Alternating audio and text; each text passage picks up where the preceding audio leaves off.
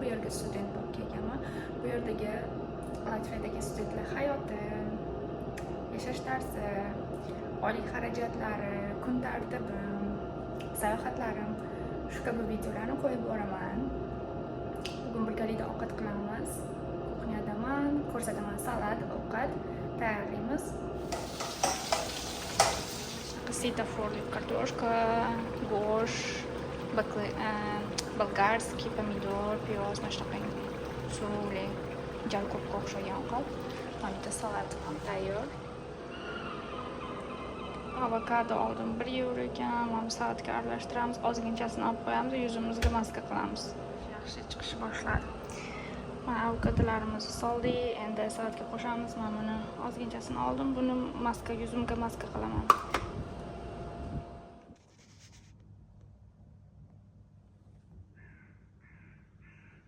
Uyda ovqatlarni bo'lib, Oldtownga ozgina yurish qilaman deb chiqdim.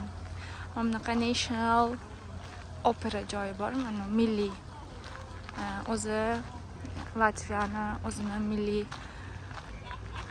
konsertlari shu yerda bo'ladi. Hali kirib ko'rmadim. Bugun havoni qarang, mana bu yerda bulut. Mana bu yerda qop-qora bulut, yomg'ir kelyapti. Bu tomon ochiq, unchalik emas. Mana bulut qop-qora bulut kelyapti. Ozgina yurish qilaman dedim. Latviya ligada joylashgan National Opera joyi keldim. Ovqatlarni bo'lib ozgina yurish qilay deb chiqdim shu yerga. Bilan ozgina dardlashamiz. Bugun havo ham orqani ko'ryapsizlarmi, bulutni. Mana bunaqangi qop-qorada, osmon qop-qora. Quyosh chiqmadi. Mana bunaqa chiqdi, yopiq, ya'ni bunaqa qora bulut yana boshladi. Bugungi настроением ham xuddi shunga o'xshaydi. Yaxshi unchalik emas. Energiyam qanaqadir past bo'lib ketganga o'xshaydi. Energiyam 40%, 100% emas, 100% zo'r mana bunaqa o'z video olgim unchalik kelmadi. No baribir bugun mayli dardlashadigan video qilaman dedim.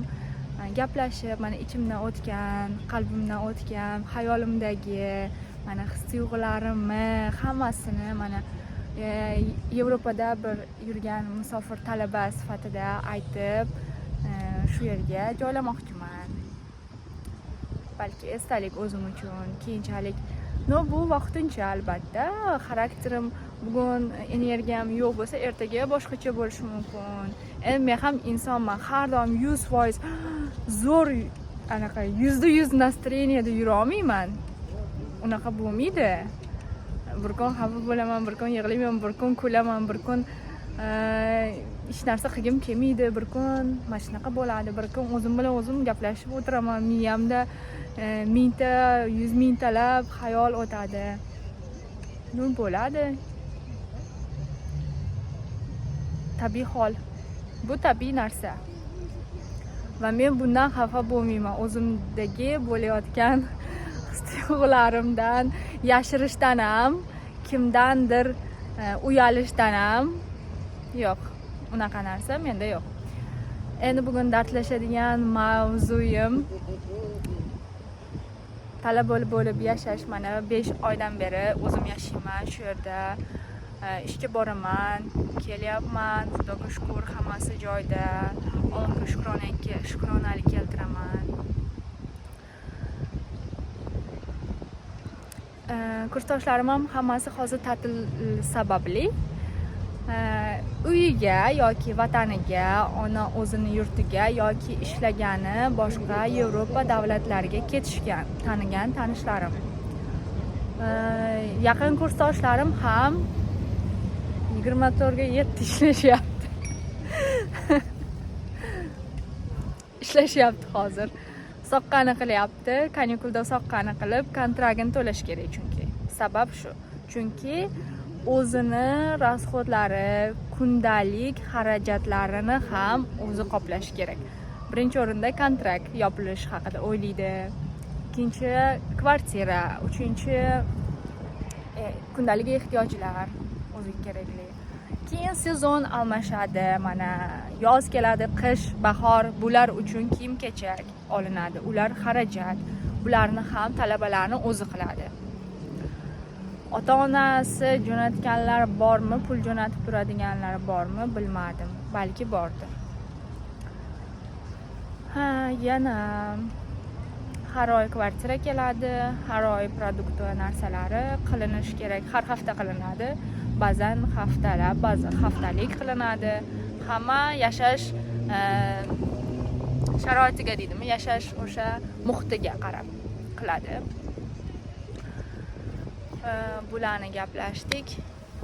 Eng asosiy, talabalarni eng mana qiynaydigan narsasi vatanni sog'inchi, uydagilarni sog'inchi. Bu qiynaydi.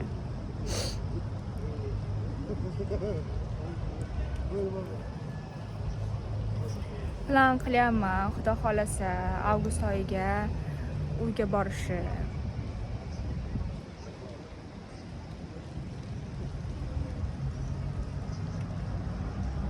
O'shanga ozgina balki uydagilarni sog'inganimgami, o'shanga ozgina duygusal degani ozgina his hayajonlimi, ozgina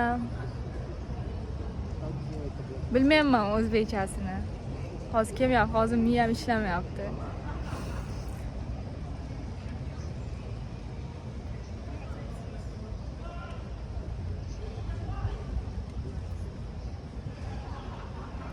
Xudo xolasa avgustga plan qilyapman. Biletlarni qarayapman, arzonroq chiqqan vaqtda sirazi olmoqchiman. Shunaqa gaplar.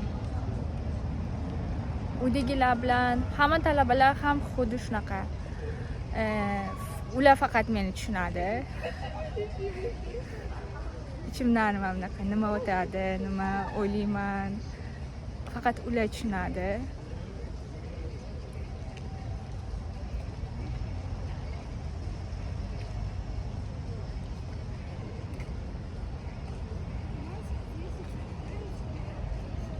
Nima demoqchiligimni unutib qo'yaman, to'g'risi.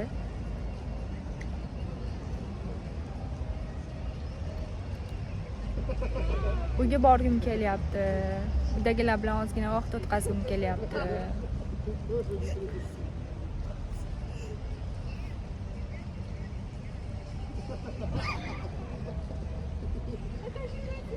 Qora bulut kelyapti dedim, уже сразу yomg'ir yog'ardi. Mana buni qarang. Endi asta uyga ketishim kerak.